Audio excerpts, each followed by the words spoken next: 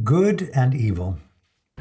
Gloria Steinem states, from pacifist to terrorist, each person condemns violence and then adds one cherished case in which it may be justified. Where does darkness come from? Is there in fact intrinsic evil? Do we all fight an archetypal repository of demonic energy, which at any moment could spew hell and depression through the unmindful crevices of our psyches? Is there really a mind without conscience, a psychopath, a killer in everyone, who could be triggered by unforeseen circumstances? And if so, from where does this wickedness arise? From sexual repression? Humankind's irrational drive for domination and power? A tortured childhood? A blueprint from birth? From the genetics of our reptilian past? Or is it karma, an ancient reaction contorting one's behavior?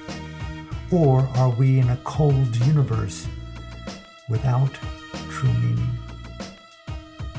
Whatever the source, the conditions are clear. Suffering exists. And human beings, for one reason or another, perpetuate the torment with enormous fervor and conviction. Am I exempt? Am I beyond the possibility of an act of violence that from another perspective is an act of evil?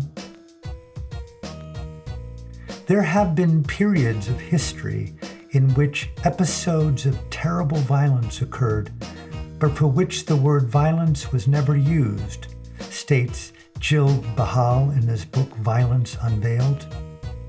Violence is shrouded in justifying myths that lend it moral legitimacy, and these myths, for the most part, kept people from recognizing the violence for what it was.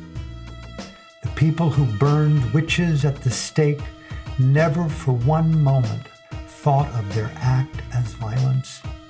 Rather, they thought of it as an act of divinely mandated righteousness.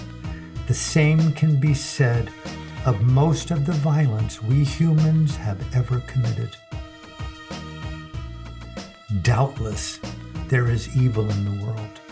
How and why this darkness exists is beyond our comprehension, so it seems.